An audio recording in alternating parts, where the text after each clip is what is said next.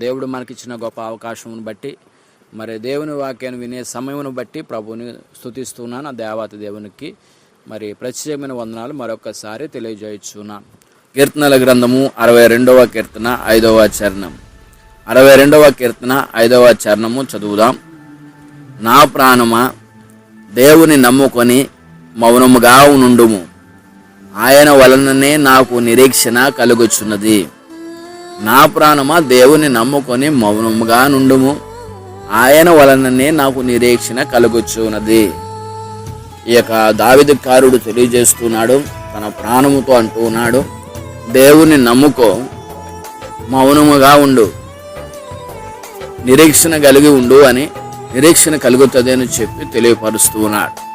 ప్రియులారా, మన కుటుంబంలో మన జీవితములలో మౌనముగా మనము కొన్ని సందర్భాలలో మౌనంగా ఉండవలసిన సమయం వచ్చినప్పుడు మౌనముగా ఉండక మనము కూడా మరి హెచ్చించబడిపోతూ ఉంటాం. మౌనముగా ఉండాలి. ప్రభువుని స్తుతించడానికి, ప్రభువుని ఆరాధించడానికి మౌనముగా ఉండకూడదు. కొన్ని సందర్భాలలో మనము మౌనముగా ఉండాలి. దేవుని నమ్ముకుని మౌనంగా ఉండాలి. మనము మన బలమును ఉపయోగించుకోవటం కొరకు కాదు, కానీ దేవుని నమ్ముకోవటం ద్వారా మనము మన యొక్క స్థితిని తగ్గించుకుంటూ ప్రభువుని హెచ్చిస్తూ ప్రభువు నమ్ముకుని మౌనముగా ఉండాలి. ఇక్కడ దావీదుకారుడు తెలియపరుస్తున్నది ఏమిటి అంటే, తాను యుద్ధములు చేసి ఎన్నో విజయాలు పొందుకున్నాడు దావీదు. ఆ విజయాలలో ప్రియులారా, నేను ఇంతమందిని చంపాను కదా, అంతమందిని చంపాను కదా, ఇంకా ఈ వీరిని ఎలా చంపలేదని ఏంటి నేను అని చెప్పి తాను ముందుకు పోలేదు. తాను ఏం చేశాడంటే, తనకు అవకాశం దొరికినప్పుడు, తాను ముందుకు వెళ్ళాలనుకున్నప్పుడు ప్రభువుని నమ్ముకుంటూనే ఉన్నాడు. ప్రభువుని వదిలిపెట్టలేదు. ప్రభువు చెంతకు వచ్చి ప్రభువుని స్తుతిస్తూ ఆరాధిస్తూనే ఉన్నాడు. ప్రియులారా, తాను తగిన కాలము కొరకు, తగిన సమయము కొరకు తాను ఎదురు చూస్తూ ఉన్నాడు. అందుకు తాను మౌనముగా ఉండాలి అంటే తన హృదయం ఏం చేస్తుందంటే, వెళ్ళు, వారిని ఏదైనా చెయ్యి, లేకపోతే ఏదైనా జరిగించు, నీవు ఎలాంటి వాడవే, మహారాజు నువ్వు, దావీదు మహారాజు అంటే పెద్ద పేరు, ఊరు ప్రక్కల ఊర్లు రాజ్యాలలో మంచి పేరు, ఆ పేరు కలిగిన నీవు వెళ్ళు అని చెప్పి హృదయము అంటూ ఉంటది, మనసు అంటూ ఉంటది ప్రియులారా. అయితే ఇక్కడ ఆ మనసు తగినట్లుగా తాను జీవించినట్లయితే తల ఎగిరిపోతుంది. ఎందుకంటే తన వెనకాల భటులు లేరు, తన వెనకాల సైన్యము లేదు, తన వెనకాల ఎటువంటి మరి మామూలు సామాన్యమైన జనులు ఉన్నారు, కానీ మరి ఆ విధమైన సైన్య సమూహములు దావీదు వెంట లేవు. తాను మరి కష్టకాలంలో ఉంటూ గుడారాలలో నివసిస్తూ ప్రియులారా, సందు కొంగులలో, కొండ సందులలో ఆయన నివాసం చేస్తూ మరి కుటుంబానికి దూరంగాను, రాజ్యానికి దూరముగాను మరి నివసిస్తున్న టైంలో మరి దేవుడు ఆ సమయంలో హెచ్చించే వరకు కూడా ఎదురు చూస్తూ ఉన్నాడు. దేవుని నమ్ముకుంటూ ఉన్నాడు. దేవుడు సమయాన్ని సిద్ధింపజేసే వరకు కూడా ఎదురు చూస్తూ ఉన్నాడు. ప్రియులారా, దేవుడు నీ కొరకు, నా కొరకు మనకు తగిన కాలముందు ఒక సమయాన్ని ఇస్తాడు. ఆ సమయం కొరకు ఎదురు చూడాలి. ఆ సమయం కొరకు మనం ఎదురు చూడాలి. ఆ సమయం రాకమునిపై మనం కంగారు పడిపోకూడదు. ఆ సమయం రాకమునిపై మనము నిరీక్షించకుండా, నిరీక్షణ కలిగి ఉండకుండా ముందుగానే తొందరపడిపోకూడదు. దేవుడు మనకిచ్చిన ఆ సమయం కొరకు, మనకు రావాల్సిన మంచి దినముల కొరకు, మంచి సమృద్ధి కలిగిన కాలము కొరకు మనము జాగ్రత్తగా ఉండాలి. దేవుణ్ణి యందు నిరీక్షణ కలిగి జీవించాలి అని అంటే ప్రభువుని నమ్ముకోవాలి. ప్రియులారా, మనం దేవుని నమ్ముకుంటూ ఉన్నాం.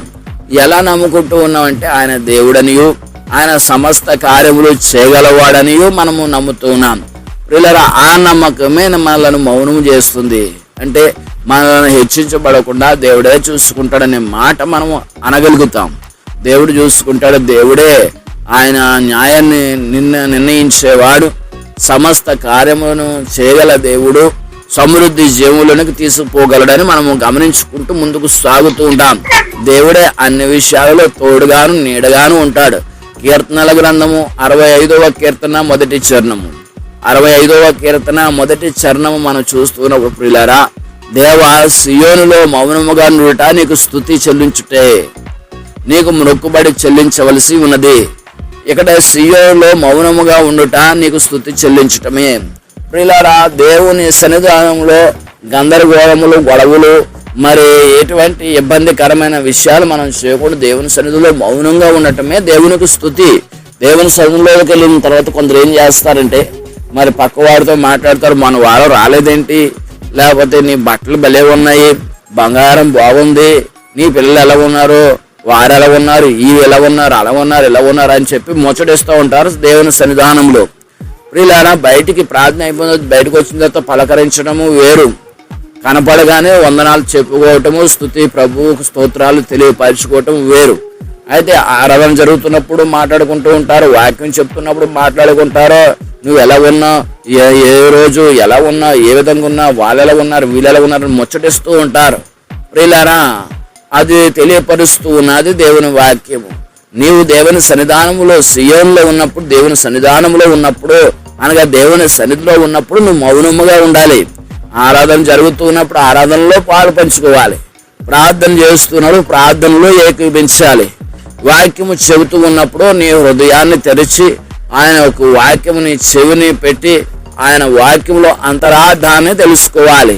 ప్రియులారా, యొక్క ప్రారంభం నుంచి ముగింపు వరకు మౌనముగానే ఉండాలి. ఆ యొక్క కార్యక్రమాలలో పాలు పంచుకోవాలి. ఎవరి గురించి అయినా మాట్లాడవలసి వస్తే, బయట ఏ విషయమైనా మాట్లాడవలసి వస్తే ప్రియులారా అదంతా కూడా బయటే దేవుని సన్నిధానంలో ముచ్చటించుకోవటం, దేవుని సన్నిధానంలో సోదు పెట్టుకోవటం, దేవుని సన్నిధానంలో మౌనంగా ఉండకుండా మరి ప్రతి ఒక్క విషయాలను మంచి చెడులు మాట్లాడుకోవటం మంచిది కాదు. దేవుని సన్నిధానానికి వచ్చిన నీవు బయట ఉన్నట్లే చెడిపోతున్న మాటలు, చెడ్డ మాటలు, లోకపు మాటలు మరలా దేవుని మందిరంలో మాట్లాడటం ద్వారా అది ఏ సమయము ఎక్కడ ఉన్నాం అనే విషయాన్ని నువ్వు మర్చిపోయినట్లుగా, నీకు విశ్వాసం అనేది నీ దగ్గర లేనట్లుగా అది చూపిస్తుంది సాతానుడు.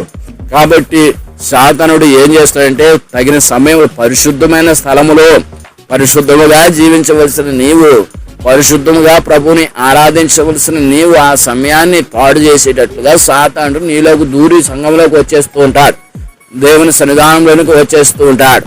ప్రియులారా, ఆ విధముగా మరి మౌనముగా దేవుని సన్నిధానంలో మౌనంగా ఉండుటయే ప్రభువుని స్తుతించడమని దేవుని వాక్యం సెలవిస్తూ. ప్రతిదానికి సమయం ఉన్నది అని చెప్పడానికి, కుట్టడానికి, మౌనం ఉండడానికి కూడా, మాట్లాడడానికి కూడా సమయం ఉందని చెప్పి ప్రసంగి గ్రంథం 3వ అధ్యాయము 7వ వచనంలో మనం చూస్తాం. ప్రసంగి గ్రంథం 3వ అధ్యాయము 7వ వచనం, చింపుటకు, కుట్టుటకు, మౌనముగా నుండుటకు, మాటలాడుటకు ప్రతిదానికి సమయం అంటూ ఒకటి ఉన్నది. ప్రియులారా, ఈ యొక్క మాట్లాడే సమయము మాట్లాడదాం. దేవుని సన్నిధానంలోకి వచ్చి మాట్లాడటం ద్వారా అది మంచిది కాదు. దేవుని సన్నిధానంలోకి వచ్చి మనము బయటి విషయాలు మాట్లాడుకోవటం ద్వారా దేవునికి ఇవ్వవలసిన సమయాన్ని మనమే వృధా చేసుకుంటూ ఉన్నాం.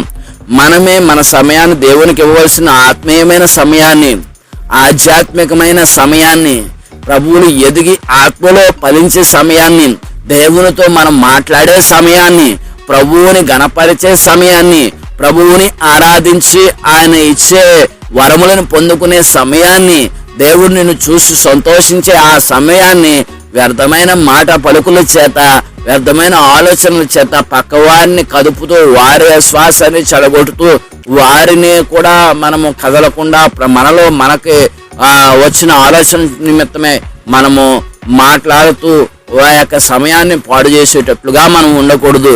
ప్రియులారా, ఇక్కడ నీవు మాట్లాడుతున్నప్పుడు నీ సమయాన్ని, దేవుని దగ్గర ఇవ్వాల్సిన సమయాన్ని నీవు కోల్పోతూ ఉన్నావు. ఆ పక్క వారిని నువ్వు పలకరిస్తూ ఉన్నప్పుడు నీ తల్లిగారు ఎలా ఉన్నారు, నువ్వు ఎలా ఉన్నావు, చాలా రోజుల తర్వాత చూసానే, లేకపోతే ఏదో పలకరిస్తూ ఉంటావు, ఆ పక్కవారు కూడా ఆ ఆత్మీయ స్థితిని కోల్పోతూ ఉంటారు. కాబట్టి ప్రియులారా, నీవు ప్రభువులో ఎదుగు, ఫలించు. ఇతరులు ప్రభువులు ఎదుగు ఫలించడానికి సమయం దేవుడు ఇచ్చినప్పుడు ఆ వారిని నువ్వు చెడగొట్టేటట్లుగా నువ్వు ఉండవద్దు. నీకు నువ్వు చెడుకట్టుకున్న సమయాన్ని చెడగొట్టుకునేటట్లుగా నువ్వు ఉండకూడదు. దేవుని సన్నిధానంలో దేవుని ప్రేమ కలిగిన బిడ్డలుగా ఆయన మన మధ్యన ఎవరైతే 2-3 చేరి కూడి ప్రార్థన చేస్తారో అక్కడ ప్రభువు ఉంటానంటూ ఉన్నాడు. మరి ప్రభువు ఉన్న ఆ స్థలములో, వారి మధ్యలో, మన మధ్యలో ఉంటున్న ఆ స్థలములో మనము ప్రభువుకి గౌరవాన్ని ఇవ్వవలసిందే. ఆయనకు ఇవ్వవలసిన సమయాన్ని మనం ఆయనకు ఇవ్వవలసిందే. కాబట్టి ఆయన మన మధ్యలో పెట్టుకుని మన పనులు మనము చేసుకుంటూ ఉన్నట్లు ఎడలా మన యొక్క ఆలోచనలు కలిగి మనం ఉంటూ ఉన్నప్పుడు ప్రియులారా, అప్పుడు దేవుడు మన మధ్యలో ఉండి మనలను చూస్తూ ఉన్నప్పుడు ప్రియులారా, నీవు మన దేవుడు అంటూ ఉన్నా కానీ దేవునికి నీ హృదయం దూరంగా ఉందని దేవుడు అర్థం చేసుకుంటాడు, దేవుడు తెలుసుకుంటాడు. కాబట్టి దేవుడు నీకు దూరంగా ఉంటాడు ప్రియులారా. కాబట్టి నీ మాట దేవుడు అంటూ ఉంటే నీ మనసు కూడా దేవుని చెంతే ఉండాలి, అనగా దేవుళ్ళు ఎదిగి ఫలించేటట్లుగా ఉండాలి. దేవుడు విషయంలో మనం నిర్లక్ష్యంగా ఉండకూడదు. దేవుని యొక్క ఆశీర్వాదాలకు పొందుకోవటంలో మనమే తగ్గించుకోవటం ద్వారా, హెచ్చించుకోవటం ద్వారా, దేవుని సన్నిధానంలో మన సమయాన్ని, దేవుడికి ఇవ్వవలసిన సమయాన్ని దొంగిలించడం ద్వారా మనము మరి దేవుడు ఇచ్చే ఆశీర్వాదాలకు దూరంగా అవుతాం. అదే విషయాన్ని ఇక్కడ దావీదుకారుడు తెలియపరుస్తున్నాడు. నా ప్రాణము దేవుని నమ్ముకొని మౌనముగా నుండము, ఆయన వలన నాకు నిరీక్షణ కలుగుచున్నది. నాకు నిరీక్షణ ఒకనొక సమయాన దేవుడు నేను అనుకున్నది చేస్తాను, నీవు ఏమి మంచి చేయాలనుకుంటున్నావో దేవుడు నీ పట్ల మంచి చేయడానికి మరలా నీ సింహాసనం నీకు ఇస్తానన్న దేవుడు ఆ విధముగా ఎదురు చూస్తున్నాడు. దేవుడు నమ్ముకొని తను చేయవలసిన దానిని ఆపేసి, తను చేయాలనుకున్న వాటిని ఆపేసి మౌనముగా ప్రభువుని నమ్ముకుని మౌనముగా ఉంటూ ఉన్నాడు. ఆ తగిన సమయం కొరకు ఎదురు చూస్తూ ఉన్నాడు. దేవుడు నీకు మంచి సమయాన్ని ఇచ్చాడు. ఆ సమయము రాకమునిపై నువ్వు తొందరపడిపోయి దేవునికి దూరం అయిపోయి మరి ఆ సమయాన్ని కోల్పోతూ ఉన్నావేమో. కాబట్టి దేవునికి ఇచ్చే సమయము కొరకు, దేవుడిని హెచ్చించి ఆ దినము కొరకు నీవు ఎదురు చూడు. తగిన కాలమందు దేవుడిని హెచ్చిస్తాడు, తగిన సమయమందు దేవుడిని ఉన్నత స్థితికి తీసుకొస్తాడు. అనుకున్నది సాధిస్తావు, అనుకున్నది నువ్వు నెరవేర్చడానికి దేవుడు కార్యసిద్ధి కలిగి చేస్తాడు. నీతో కూడా వచ్చేవాడు నీ దేవుడని యెహోవాయే, నీకు తోడుగా నిలిచేవాడు నీ దేవుడే. ఈ లోకంలో ఉన్నంతకాలం, మనం జీవిస్తున్నంతకాలం దేవుడు మనకు తోడుగా ఉంటాడు. రేపు పరలోకానికి మనం వెళుతున్నప్పుడు, మనం పరలోకానికి వెళ్ళినప్పుడు మనం దేవునితో ఉంటాం. ఈ లోకంలో దేవుడు మనతో ఉంటాడు, మళ్ళా దేవుని దగ్గరికి మనం వెళ్తాం, ఆయనతో మనం ఉంటాం. కాబట్టి ప్రియులారా, కాబట్టి దేవుడు మనతో ఉన్నంతకాలము దేవుడు మన పనులను జరిగించడానికి శక్తి, బలముయు, ఇంద్రియ నిగ్రహము గల ఆత్మ దేవుడు మనకి ఇచ్చి ఉన్నాడు.